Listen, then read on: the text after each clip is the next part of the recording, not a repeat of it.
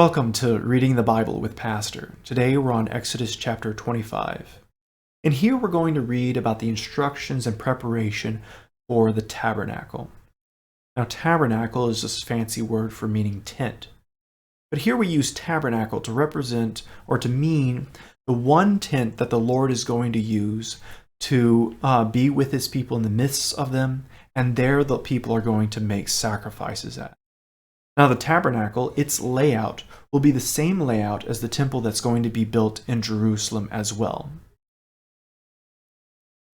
The Lord said to Moses, "Speak to the people of Israel, that they take from me a contribution.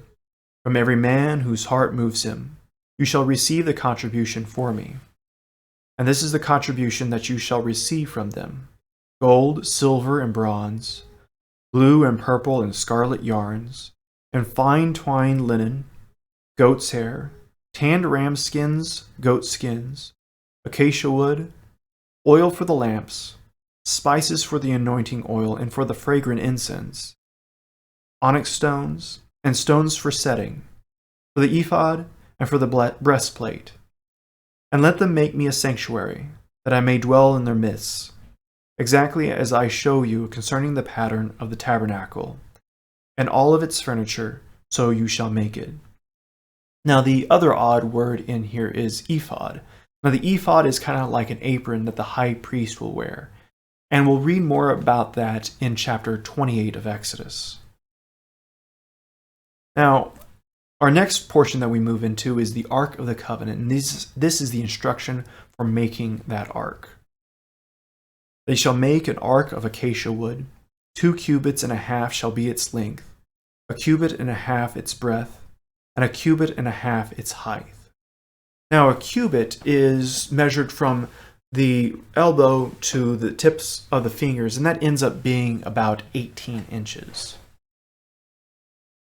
"You shall overlay it with pure gold, inside and outside you shall overlay it, and you shall make on it a molding of gold around it.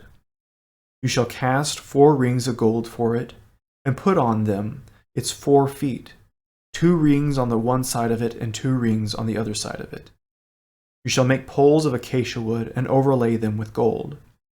And you shall put the poles into the rings on the sides of the ark, carry the ark by them.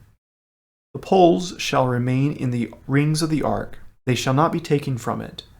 And you shall put into the ark the testimony that I shall give you. You shall make a mercy seat of pure gold. 2 cubits and a half shall be its length, and 1 cubit and a half its breadth. And you shall make 2 cherubim of gold. Of hammered work shall you make them, on the 2 ends of the mercy seat." Now, a cherubim is an angel. "Make 1 cherub on the one end, and 1 cherub on the other end. Of one piece with the mercy seat shall you make the cherubim on its 2 ends. The cherubim shall spread out their wings above, overshadowing the mercy seat with their wings, their faces to one another. Toward the mercy seat shall the faces of the cherubim be. And you shall put the mercy seat on top of the ark, and in the ark you shall put the testimony that I shall give you. There I will meet with you, and from above the mercy seat, from between the 2 cherubim that are on the ark of the testimony, I will speak with you about all that I will give you in commandment for the people of Israel." So this is the instruction for creating the Ark of the Covenant, and that term mercy seat is the term given to the location that God will speak to the people of Israel, there between the cherubim and above the top of the Ark of the Covenant. Next time we'll move on to talking about the table of showbread, and we'll continue talking about the furnishings and the way that the tabernacle is made in the next few chapters. We'll pick up next time with Exodus chapter 25, starting at verse 23. As always, please subscribe to the channel and share this with others so that they may also read the Bible with Pastor.